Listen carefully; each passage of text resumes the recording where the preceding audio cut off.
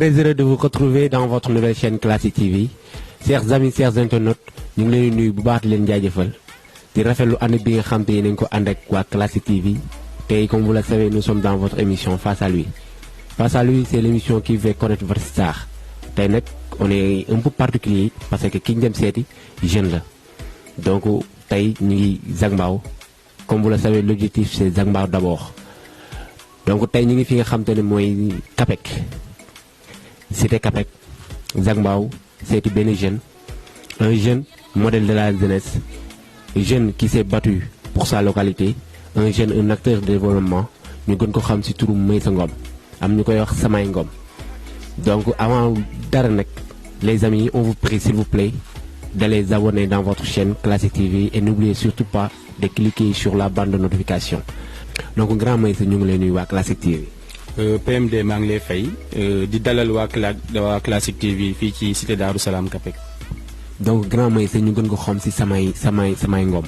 Donc muy jeune, un modèle de la jeunesse xale yëpp bëgg ko macha allah. Donc tey ñu yow lañ seet si bëgg am ak yow waxtaan bu am solo mais tey avant tout dañu bëggoon xam tey grand Meissa quelle est votre lecture sur la situation de Zac Mbao parce que gis nañ ne Zac Mbao amul infrastructure benn terrain de football moo fi am jeunes yëpp si la ñuy footballé donc tey tali yi gars yi ñu ngi koy defar mais ba léegi parewul donc il y a pas de présence d'autorité ici donc tey situation boobu noonu Meissa la nga si xalaat. D'abord damay leen di sant yéen waa Classic TV ci choix bi ngeen porté ci sama modeste personne pour ñëw def ak man interview bi donc maa ngi leen ciy gërëm bu baax pour dellu si ci sa question loolu damay nekk à l'aise pour répondre ci parce que Zac Mbao mën naa ni ci ñi fi njëkk a dëkk ci laa bokk parce que depuis 1997 laa dëkk Zac Mbao 97 ak léegi mine de rien ça fait 22 ans. Donc foo gox boo def ñaar fukki at ak ñaar yaakaar naa ni yow tu seras à l'aise pour wax ci li fa xew donc situation actuelle Zac Mbao dama koy naqarlu comme tout le monde parce que li fi metti bëri na comme ni nga koy waxee boo jëlee côté environnement canaux yi ñu wër ñun ñëpp xam nañ li ñuy dund boo jëlee côté sécuritaire ñëpp xam nañ ni sécurité léegi ci Zac bi ça fait défaut. boo jëlee également enclavement parce que depuis 2 ans ñu ngi suivre ay travaux yoo xamante ni kenn xamul fan la yem avancé wul bàyyiwul mu tëj Zac bi xoj ko amuñu fu ñu jaar génn amuñu fu ñu jaar dem. côté sport également benn terrain lañ am au niveau de la Zac y en avait plusieurs mais malheureusement Sénégal saaxee nañ ko yenn terrain yi ba ñun jeunes yi instant bi benn terrain lañ am pour 3 ou 4 ASC yoo xamante ni moom la ñuy partagé wu. donc loolu bokk na ci li nga xamante ni ñu ngi koy ñaawlu ñun ñi dëkk ci Zac bi absence autorité yi également pour daanele foofu parce que bëri na ñoo xamante ni tey boo ñëwoon nga dugg ci kër yi nga ne leen kan mooy maire Zac asfala maire Mbao commune Mbao donc ñu bëri xamuñu ko donc mën nañ ni Zac Mbao moom mooy les parents pauvres de la Zac donc loolu noonu tamit bokk na ci li nga xamante ni en tant que jeune suñu combat lay nekk incha allah pour que ñu gën a représentatif au niveau de la mairie de Mbao incha allah. macha allah mais tey ñi ko xam tey Meissa ñu ngi ko xam si Asec Salam donc tey Meissa il est plus connu comme ñun ñi si Meissa président Asec Salam et on a eu que ni les échos que ni Asec Salam a duré plus de 20 ans parce que 20 ans d'existence du lu ndaw yàgg na macha allah donc tey Meissa qu'est-ce que ça vous fait yow nga porter drapeau boobu nekk président ASC bu mag bu toll na Asec Salam. Sensation bu rëy parce que Asec Salam ñu ko créé en 1998 donc am na 21 ans ci ren man mii di wax ak yow nekk président tey foofu laa footballé cadet donc sol naa maillot cadet Asec Salam sol maillot senior Asec Salam takk capitaine Asec Salam donc tey su ma nekkee président Asec Salam donc mbégte wala fierté gënu rëy loolu. donc fierté la ci man vraiment ma occuper fonction yi au niveau de l'ASEC. waxee mais tey li nga xam te ne moom lañ bëgg xam comme ñun ñi la xam donc dañuy xam Meissa président Asec Salam mais tey ñun dañu bëggoon xam kan mooy Meissa donc tey kan mooy Meissa c'est difficile de parler de soi mais tey en quelques mots tey Meissa bu ñuy mën wax lan la Meissa di wax kan mooy Meissa. bon comme ni nga ko waxee c'est très difficile nga wax ci sa bopp mais Meissa c'est juste un jeune de 33 ans qui est né à Khombole mais qui a grandi ici au niveau de la Zac donc qui a fait ses études secondaires au niveau de Rufisque. Par la suite, à l'université, j'étais à la faculté des sciences économiques et de gestion où j'ai eu ma maîtrise, foofu laa ma maîtrise. Après ci laa def concours ENAM bi dugg école nationale d'administration, donc foofu laa génnee en tant que contrôleur des impôts et des domaines. moom laay occupé depuis plus de 10 ans. Donc voilà, en résumé li ma mën a wax ci man quoi. mais tey Mason nag nga nekk président ASEC Salam di nekk benn tâche bu lourd comme tey président ASEC Salam ASC bu mag la ASC boo xam te ne tey dafa duré donc tey Mason élection bi ASEC Salam bi nu mu demee. waaw bi ñuy ñëw à la tête de l'ASEC dañu fekk ni toog nañu pratiquement 7 ans yoo xamante ni nawetaan amul woon parce que nañu fàttali ni ñun ñu ngi jouer au niveau de Rufisque. Donc stade bi ñu doon defar taxoon na ñu ajoon nawetaan yi pour une durée de 7 ans donc bi ñu ñëwaatee donc il a été question de renouveler le bureau donc man dama jugoon rek dem AG comme tout le monde parce que convoqué nañu assemblée générale man ma dëkk ci koñ bi donc yoon la woon que ma dem teewe ko mais bi ma demee à ma grande surprise jeunes yëpp ñoo jug ak sage yi cité bi ne ma ren moom pexe amul donc yow yaay nekk président. Donc comme l'honneur ne se refuse pas, donc ma ni pourquoi pas ci la nangoo endossé costume président boot équipe bi yàlla defal ñu ci ay ndam. Bon tey kon élection amul mën nañu wax ne élection amul donc Mason a été désigné. Élection am na sax mais à l'unanimité donc élection la boo xamante ni benn candidat moo amoon tout le monde a voté pour la même personne donc élection la woon mais bon c'était gagné d'avance quoi en quelque sorte. Ok macha allah donc tey ASEC Salam ñu suivre ko mu def benn sacré daaw année passée donc ñuy préparer leen aussi tamit seen participation si nawetaan yi donc tey ASEC Salam cadet senior final zonal ñu jël ko ñoom ñaar ñëpp dem départemental sacre boobu noonu presque duñ koy bari di gis si nawetaan donc tey yéen loolu lan la. waaw question bu ñëwaat tontu naa ci tontuwaat en fait différence bi pour man ci loo gis mooy déjà ñëpp booloo nekk benn xàccandoo dóorandoo mën naa ni daaw lii ñu gën a may ñu def jaloore am ndam loolu ci la bokk loolu mooy lu jiitu après loolu peut-être da ngay teg benn organisation boo xamante ni dina la permettre yow nga atteindre ses objectifs am dajale les ressources nécessaires voilà ak tout ce qui s'ensuit mais li ci ëpp solo mooy mbooloo bi li ñu am daaw mbooloo moo ñu ko may. mbooloo moo leen ko may mais tey aussi tamit bu ñu xoolee ASEC Salam tey ni ñu doon footballé c'est effectif bi gisuñu woon gën di effectif ASEC Salam nekkoon si benn terrain à moitié réduit parce que bu ñu xoolee ASEC Salam ASC Zac Mbao ñoom ñoo bokk même terrain bi donc conditions yooyu noonu nekk ay conditions yoo xam te ne c'est défavorable si équipe. Donc équipe bi góorgóorlu soox lan la xon la sëriñ la wala lan la. xon même pas je ne dirais pas xon c'est vrai que conditions yi xawoon na métti quand même parce que ñun ak AS Zac Mbao ñun ñooy partager le même terrain benn terrain la dañ koy xaaj entraînement parfois nga bëgg créer match entraînement ak beneen équipe doo ko mën def parce que beneen ASC bi mu ngi entraîner à côté donc loolu lépp ay contraintes la woon yoo xamante ni. ñu ngi ko doon sooxaale daaw mais comme li ma la wax sànq rek li ci ëpp solo mooy que ni yàlla day jàppale souvent ñoo xam dañu booloo mu sincère ñu nekk benn daaw ñëpp dañu booloo nekk benn xàccandoo dóorandoo xam naa loolu moo waral suñu borom meñu ndam ñaan nag du ñàkk nit moom yaakaar naa jullit moom lépp lu muy dugg ak ku du même ku du jullit sax dina day ñaan sabablu loolu def nañ ko ñaan nañu li ñu war a ñaan mais li ci ëpp solo mooy liggéey bi te daaw mais il paraît que ni ASEC Salam dafa bëgg xon gars yi ñu ngi koy wax gars yi nee nañ ndox yu dul jeex la ñuy gis stade bi. waaw ndox moom xam nga ndox moom fu muy dal fu ne rek xéewal la waaw xéewal la du dara ndox yi du dara xéewal la et puis xam nga da doon tàng donc da doon laaj nga sottee ko ndox bi tuuti. ñun liñ dégg mooy président bi en personne mooy sotti ndox lu garaaw. waaw no président bi xam nga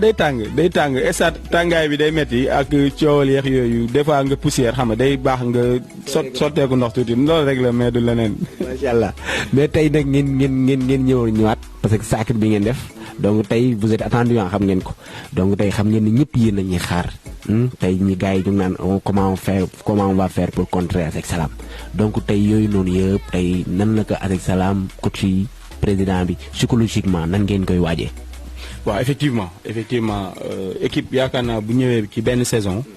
mu def lu pratiquement kenn mësul def ci zone bi jël cadet ak senior doublé ko ci benn takkusaan nga dem départemental ba demi-finale cadet ak senior donc amuloo benn yoon défaite sur presque 18 matchs joués benn défaite nga am wala ñaar cadet ak senior te série de pénalty la donc loolu bu amee yaakaar naa boo ñëwaatee déwén day gën a metti parce que tu seras l'équipe à battre mais nag nous sommes conscients de ça donc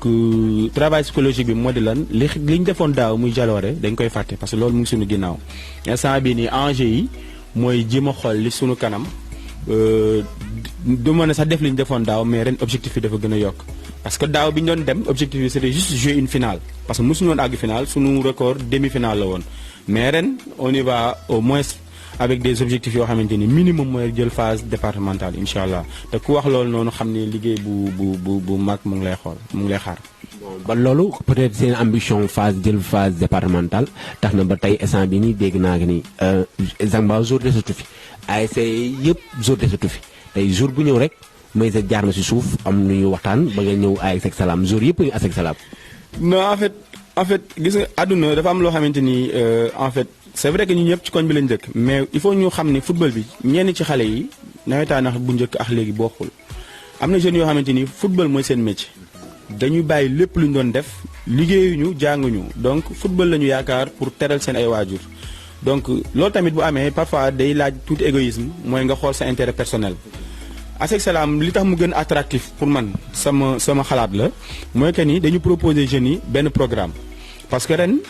en fait bëgguñu incha allah nawetaani jeex rek ñu yemale ko foofu ku nekk jaar na la kii am ku ne am ci loo dem dañu am ambition wu teg équipe professionnelle donc dañu bëgg incha allah bu nawetaani jeexee rek on enchaîne avec une équipe pro ñu ngi ci papier yi di dox le dernier mot reviendra ñu mais lépp lu ñu mën ci jéego ak lépp lu ñu war ci papier wut papier yéeg dugg wàcc ñu ngi ci pour lijjanti ko pour incha allah bu déwén ñu dem football yi au moins national. donc peut-être loolu bokk na ci lii gën a xëcc joueurs yi pour ñu ñëw football ASC Salam visibilité la ñu soxla également parce que képp ku bëgg a nekk professionnel ëllëg ñaan nga yàlla am visibilité ci football bi ngay def donc loolu rek explication boobu laa joxe mais c'est pas parce que président bi moom mooy leen di xëcc ou pas. donc chers amis chers internautes si vous venez de nous suivre nous sommes actuellement fi nga xam te ne mooy Capec donc cité Capec seet si benn jeune muy Meissa Ngom ñu gën ko xam si président ASC Salam donc tey Meissa bu ñuy ñëw parce que on a beaucoup parlé d'ASC Salam macha allah donc tey bu ñuy ñëw si Meissa parce que on a vu récemment que ni dafa am benn mouvement bu bees bu ñuy wax ZEM que signifie ZEM. waaw ZEM mooy Zac Mbao en marche Zac Mbao en marche pourquoi Zac Mbao en marche. parce que en fait comme ni ñu ko waxee woon ci bi ñuy commencé interview bi dañu constaté ni Zac Mbao moom mooy parent pauvre mairie Mbao ci côté yëpp boo xoolee côté infrastructure côté environnement santé et cetera lépp lu mu mën di am rek Zac Mbao moom mooy féete ginnaaw donc day jàpp ne lii duuf ci nag bi yëpp day dem Grand Mbao Petit Mbao ak Kër Mbaye Fall donc jot na nag ñun en tant que jeune ñu taxawaay boo xamante ni dañuy permettre ñu gën a représentatif au niveau de la mairie de Mbao parce que situation bi li ko waral mooy que ne juste que ni les jeunes wala boog la ZAC de Mbao n'est pas bien représentée au niveau de la mairie de Mbao loolu lañ jàpp donc combat bi mooy lan mooy def le maximum ba nga xamante ni ci instance de décision yi au niveau de la mairie ñu teew fa ba nga xamante ni lépp lu ñuy nas ak di ko nocci ñu joxe ci suñu xalaat bu amee lu ñuy xëcc jëmale ko ci ñun ñu xëcc jëmale ko suñu bopp loolu mooy sabablu le mouvement Zac Mbao en marche mooy mouvement ZEM boobu ngay dégg. donc tey mën nañu wax ne Meissa dafay politique moom saa boo yow yaa ngi politique. non mais politique non pas politique boobu noonu xam nga tey Meissa du ñu fi ñëw nga ñuy teg xel parce que Meissa boo xoolee politique bi ñuy wax. mooy politique proprement dite c'est-à-dire faire de la politique être un acteur politique dugg si langue politique bi jaxasoo gars yi lëngoo gars yi loolu la ñuy wax politique boobu la ñuy wax est-ce que Meissa instant bi nii am nañu ambition politique. weesuwul ngay xëy suba ba ngoon jot di teg ay jéego pour sa gox jëm kanam. Meissa mais Meissa jën dañuy laaj ba xam Meissa parce que tey quoi qu'on puisse dire tey Meissa am na benn représentation biir Zac Mbao Meissa jeunes yi bëgg nañ ko paa yi bëgg nañ ko macha allah donc tey Meissa tey am na foo xam ne toll na fa te il est temps que benn jeune jël flambeau bi yóbbu pour ñun loolu lañu gis il est temps benn jeune jël flambeau bi yóbbu tey on a ñu ngi koy seet on a beau chercher mais gisaguñ ko pour l'instant donc est-ce que Meissa pare na instant bii nii ah ci kii yi mu wax yëpp cri yi nga xam te ne cri de cœur yi mu wax yëpp donc est-ce que pare na pour jël flambeau bi yóbbu. loolu nga wax noonu amuñ dara luñ ciy ragal en fait li leer mooy lépp loo xamante ni mën nañ ko def wala bépp jéego boo xamante ni yaakaar na ne bu ñu ko tegee Zac Mbao jëm ci kanam ñu ragaluñu def loolu maintenant nag àdduna lépp loo gis par étape la. sa question pour mu gën a leer damay laaj ndax sañ naa dem laaji mairie Mbao ragaluma laaji mairie Mbao mais quand même faut savoir raison garder bët di yenn waaye xam na lu bopp attan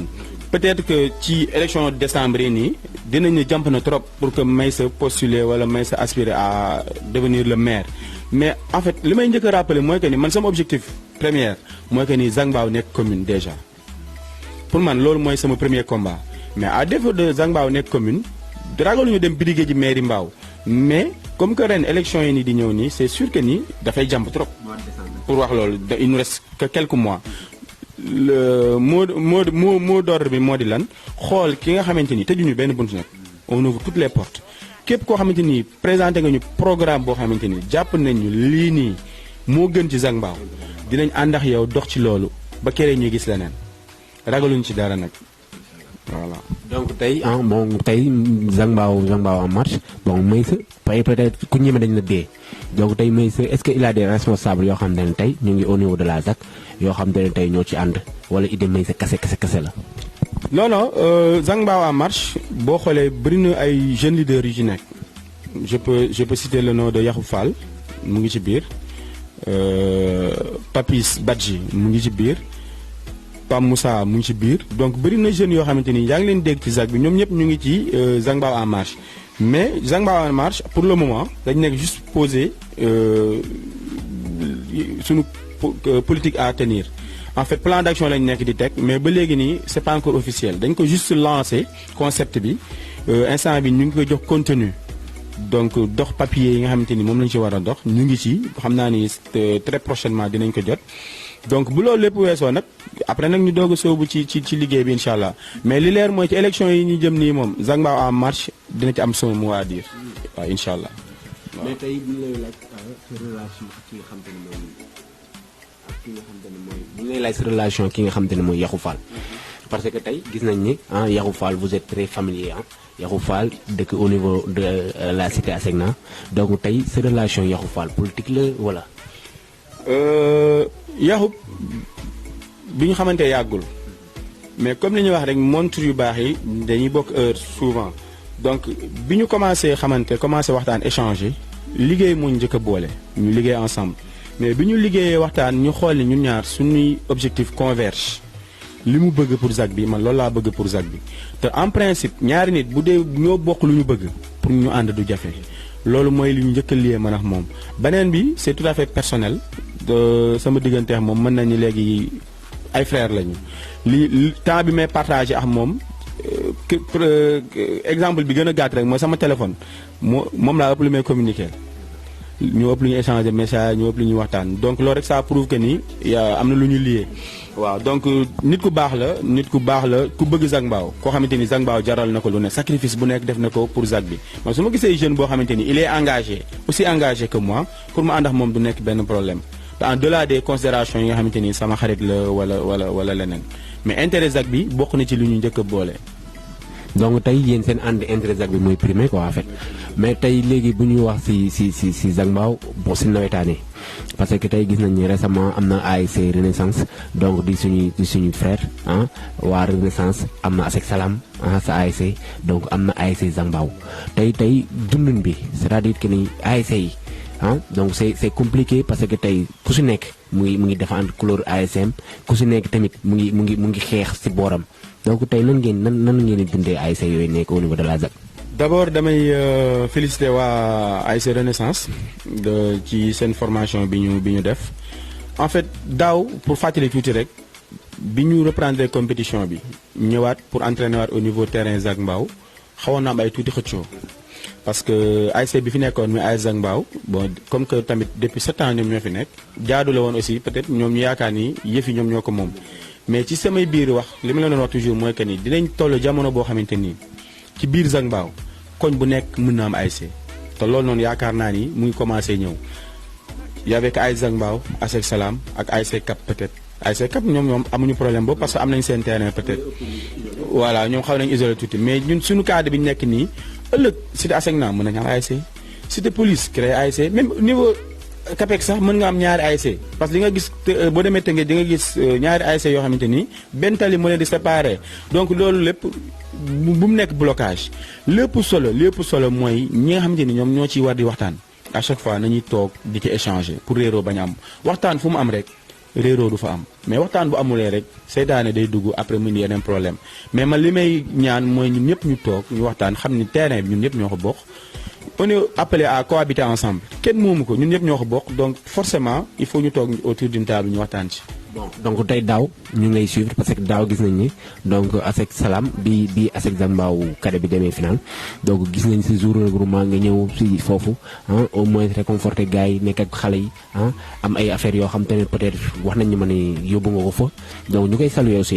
donc tey ça montre que ni am na benn cohabitation bu seen bu si nekk seen diggante. effectivement donc loolu li ko waral juste mooy que ni Meissa du Meissa bu ASC Salam rek c'est vrai que je suis président ASC Salam mais avant may nekk président ASC Salam dama nekk doomu Zac Mbao te mënu ma nekk doomu Zac Mbao beneen ASC Zac Mbao dem di football wala di compétir ma bañ ci dugal sama loxo daaw dama doon seetaani match senior ASC Zac Mbao yëpp su ma ci mënee dugal sama loxo ma dugal ko ci de même chose match cadet yi également donc loolu sama rôle la en tant que jeune boo xamante ni peut-être tu es un exemple pour certains. donc tey fi nga xamante ne foofu lay tëjee rek mooy tey donc tey Meissa boo gisee xale yëpp bëgg la xale yi def la seen biir xol donc tey ñëw nañ sa biir kër gis nañu fi dafa fees xale yëpp ngi fi donc qu'est-ce que ça vous fait tey xale yëpp dellu ñëpp nekk derrière Meissa. d'abord sant yàlla bu baax parce que du sama njàmbaar du sama mbaax peut-être surtout suñu borom moom moo waral xale yi gis seen bopp ci man. donc ak aussi ànd bu sincère parce que xale comme ni ñu wax aussi nawle la te maa ngi ñoom ñoo maase donc ma def ak ñoom day yomb on est de la même génération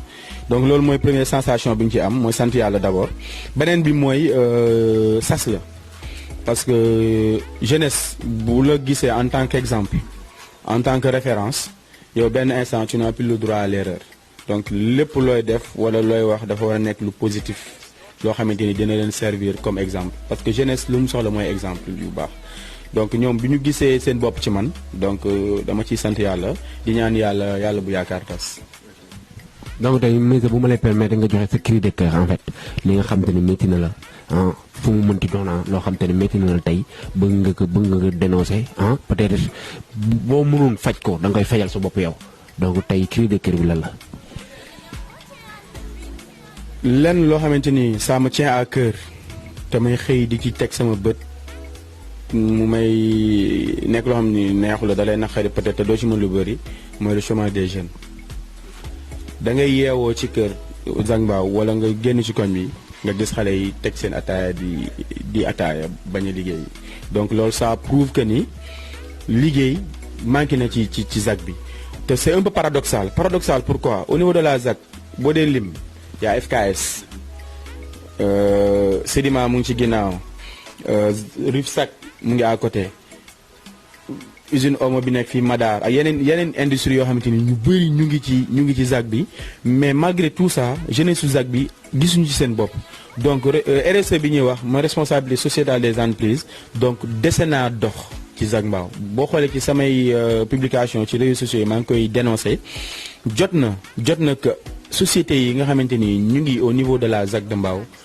ñu góorgóorlu ci emploi des jeunes de la Zac en priorité loolu bokk na ci li nga xamante ni sama combat lay nekk incha allah te lépp lu ma ci mën pour loolu noonu dinaa ko def parce que jeune boo ko bëggee dimbali doo ko jox mu jënd ataaya doo ko jox jean bu mu sol doo ko jëndal dàll mu sol doo ko jox xaalis mu dem dépenser ko ci 2 jours da nga koy wutal loo xam def ciy jàpp mu mën a suturlal boppam ba yow dootoo soxla yow nga koy may dimbali ay waajuram. en fait li nga xam te ne moom la ñuy wax que ni nit ki boo koy bul ko may jën mais jàngal ko nag c'est vrai bon macha allah donc tey Meissa tey bon l'émission tire à sa fin en fait donc ça a été un plaisir ñu accueillir la tey donc le mot de la fin si projet yi nga ñëw aussi tamit si projet yi nga xam te ne Meissa am na ko si biir Zac Mbao wala au delà de Zac Mbao. donc mot de la fin damay d'abord féliciter leen parce que yombul ay jeunes am fitu teg structure bu mel nii donc dama leen di féliciter di leen encourager parce que xam naa ni yombul tout début est difficile donc gën leen serrer la ceinture gën a ñafe xam ni àdduna dara xëyul sotti compte boo gis comme ni ñu koy waxee ci benn la commencé yéen a ngi ci yoon bi macha allah ñu ngi leen di ñaanal ba Classic TV dem ba nekk chaîne télé ngeen recevoir ma incha allah ci seeni plateau. donc beneen point bi sama projet du lenn lu dul développement de la ZAC man en fait pour le moment parce que faut jamais dire jamais pour le moment lépp li nga xamante ni moo ma soxal mooy lu jëmale Zac Mbao kanam lépp loo xamante ni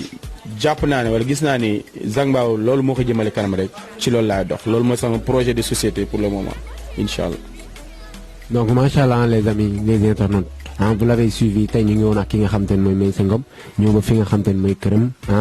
Capec donc tey ça a été un plaisir ñu nekk ak moom donc tey c'était Classic TV c'était votre émission Face à lui ki lañ ko doon présenté mooy seen xarit PMB donc c'est ça donc Face à lui ni lay demee saa su nekk tous les 15 jours vous aurez un autre numéro de Face à lui donc l'objectif c'est ça Zac Mbao d'abord tey avant d'être national il faudra être local moo tax tey on a porté notre choix si li nga xam te ne mooy Zac Mbao di remercier toute l'équipe technique de Classic TV à savoir Ahmed le grand caméraman Ado le grand monteur et Mame Cheikh Tidiane Dramé le directeur des programmes di jaajëf bu baax a baax képp koo xam te ne mu ngi yeewoo Zac Mbao waa Capec waa Renaissance waa ASC Zac Mbao